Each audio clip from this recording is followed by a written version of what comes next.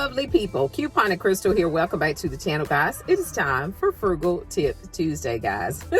I did not do a Frugal Tip Tuesday last week, guys. Y'all did not want to see Crystal last week, okay?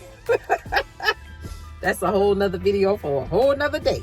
All right, so for today's Frugal Tip, my husband is actually the one that gave me the idea for today's Frugal Tip Tuesday. So shout out to my husband, the Richard, okay?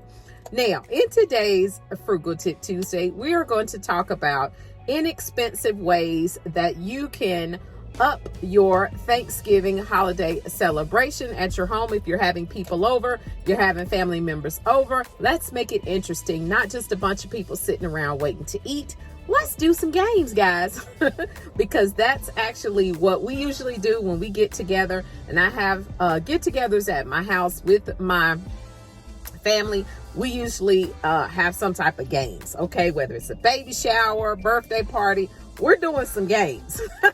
So one of the by far favorite games that we like to do is a cup stacking game, like the red solo cups. Okay, so I'm gonna explain this game to you. So basically what you're gonna need enough cups for 2 people to compete against each other, okay? So let's say about 36 cups per person, or just buy 2 packs of the red solo cups, okay? The reason why I say the red solo cups is because those cups are quite durable, okay? And we have kept our cups and done this game over and over again. All right, so what it is a stacking cup game that 2 competitors are gonna go toe-to-toe for this game. So you need to have a table, a flat surface that each person can be on. We like to play music when we do this. It just adds to the, suspense of it. Somebody has got to man the timer because they've got a minute to win it, guys. They're going to try to stack the cups into a tower, okay? Stack the cups into a tower. You're not going to put any type of stabilization in the cups, all right? You're going to have the cups upside down, and they're going to stack the cups on top to make a triangular pyramid, all right? Then what they're going to have to do, they're going to try to disassemble the tower, okay? Stacking the lines individually. That's kind of telling you the secret to this game a little bit, but you understand what I'm saying when y'all start doing it, if you don't want to add that little rule in there. But they have to stack it completely, all cups included, and they've got to turn around and disassemble it and have all their cups disassembled, stacked into one row within a minute. It sounds easy, but it's not. It's not, okay? And it's a very competitive game for us, but it is so much fun, all right? The next game that we do sometimes is I have actually made a bingo card on a Google document, okay? Just from a Google document, I've made a bingo card, and I've had empty spaces, and all you need is some paper and some ink pens or crayons or whatever for this game, okay? It's really, really simple, and it's quite fun. Now, explain to you guys how I do my bingo game, all right? I made on my Google document a bingo game, a bingo board, okay? So what you can do is just take a piece of paper and write out words that are perhaps pertaining to Thanksgiving. You could put the names of the people that's attending your dinner. You could put the names of the food that you are fixing, okay? And give more words than spaces on the bingo cards, okay? Because what your people are going to do, they're going to take the blank bingo cards, and they can do this as you're waiting for the, the event to start up. They're going to pick the words off of the piece of paper, and they're going to write it in their bingo spaces. They're basically filling out their bingo card, okay? That's why you need to have more words than spaces, all right? Because you don't want everybody to have the same exact words on their bingo cards, okay? All right, so then that paper that you wrote all those names on, you're going to take it and you're going to cut the words out and have it set aside in an envelope or something, and a jar or something, that once you draw each word and you speak it out for the game, you can put it in the jar that you've called it. So when somebody declares they have bingo, you're able to go back and pull and check to see, did they really have bingo or they cheat? That is a super, super fun game. All right, so another one that my husband and I thought of this morning, if you got people that are bringing dishes, okay, dishes to your feast, all right, if they're bringing desserts or if they're bringing, different food, you could do a dessert contest or you could do a food contest. If you don't have a lot of desserts, you could just do a food period contest. But what you're going to have to do to keep it anonymous and to keep people's feelings from being hurt, just take a piece of paper or index card and number the food and put it in a little triangle. Take the little piece of paper and fold it in half and write the number on there and then sit it on the table in front of the item. All right. And let people pick one vote for their favorite dish. Okay, the dish or the dessert that gets the most votes is the winner.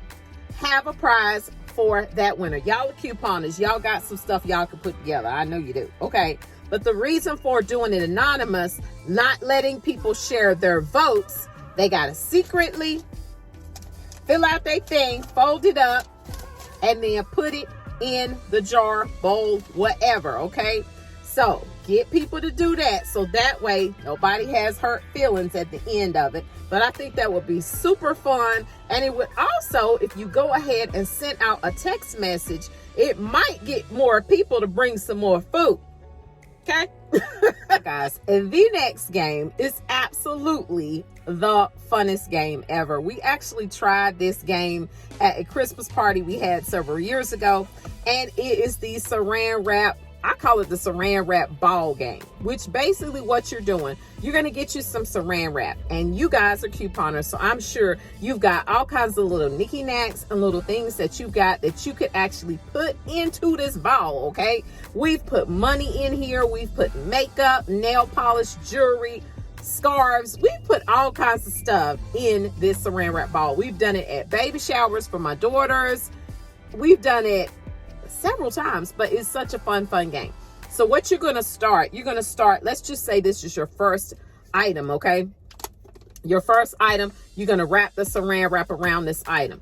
Then you're going to put another item, wrap it around, put another item, wrap it around. It's building the ball up. Okay. And you got items all in it, because see, this is the key to this game is you got to have 2 things of dice. Okay. 2 dice. And what's going to happen, get everybody to kind of get in a circle or to where they can kind of pass it around the room. All right. You're going to start. Let's say I'm the first person. Okay. I've got the ball of items. I'm going to start unwrapping this ball while the person to the right of me has the dice and they are rolling the dice. They are going to try to roll a double. As soon as they roll a double, I have to stop unwrapping the ball and I have to hand them the ball. But whatever I have unwrapped, I get to keep. Okay?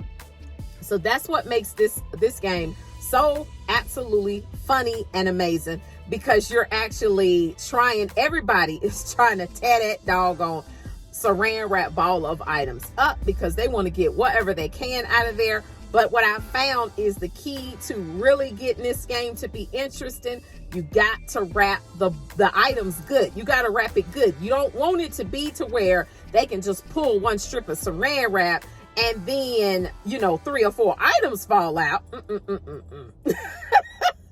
That's going to be something. But what also has happened too is the person, it might take them a minute to roll doubles and that person be done unwrapped. So I think, for my opinion, I think it's good to, how Saran wrap is when you tear it and then you put another layer. You know what I'm saying? If you have a big, long, continuous piece, it might be a little easier to unwrap it. So you want it to be relatively difficult for them to get into it, just so everybody can kind of get a chance to go around and do it. Okay.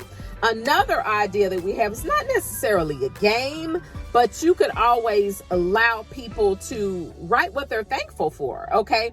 You could have little note cards, or maybe if you've got little paper, craft paper that you could cut out, maybe leaves or something, or anything that kind of looks festive. And I bought these little pens from the Dollar Tree, and I absolutely love these things. They are a color flow, they're felt tip pens, okay? That's what they look like. I love these things. I got these from the Dollar Tree, all right? But I like these pens, and you could actually allow people to write what they're thankful for and maybe put it in a jar, and then don't share it right then. Later on, maybe during dinner, have someone to pull it out and somebody else read it. You know, maybe let somebody else read it versus the person that actually wrote what they're thankful for, okay? Or you could let people write quick little prayers, or their, you know, what their desire is for the new year. Just make it interesting. You want to have it to where people are able to communicate, interact, and also make it fun, be entertained. People love to come to gatherings where they're entertained. They're not sitting there looking at their watch, especially if you got somebody that maybe has a new family member, or they've got a new boyfriend, a new girlfriend, somebody that they really don't know everybody at the event. So they're gonna kind of feel kind of out of place. You want to make them feel comfortable. You want to make them feel welcome. And the best way to do that is to get interaction, okay? So guys, that is it for my frugal tip, honey. And I think it was a good one. So if it was, and you might try some of these games, let us know in the comments below of this video, guys. I will try to see if I can do maybe some little videoing during Thanksgiving so you guys can see how our games went, because we always end up doing games and it just makes it fun. And my husband also had an idea, because we had went to an event this past weekend where it was like a masquerade ball and we had to dress up in formal wear, and my husband was given the idea of that he wants to dress up this year. Like, I guess he don't want to have jeans on for Thanksgiving. He wants to dress, all right? Because y'all know he got that camera and he just want to take pictures of people. So I'm gonna have to give everybody a heads up, text everybody in a group text, and let everybody know it look good on Thanksgiving, because Richard gonna be taking pictures, okay? So that's also a good little festivity. If you guys already have your decor up for Christmas, if you already got a tree up or wreaths or anything like that, you could always take pictures, let people know to be festive. Or if you want to do a family picture or family portrait, tell everybody to wear a uniform color, and you might could get everybody to go outside and take a picture. Yeah. All right, guys, that is it. Remember, click to save and you will be amazed. I appreciate you guys so very much for tuning in. You guys are amazing. Have a wonderful and safe holiday. If you guys don't hear from me anymore, okay? But I think y'all probably will, because I think we're going to do a video for Richard's macaroni and cheese, honey. All right, bye-bye.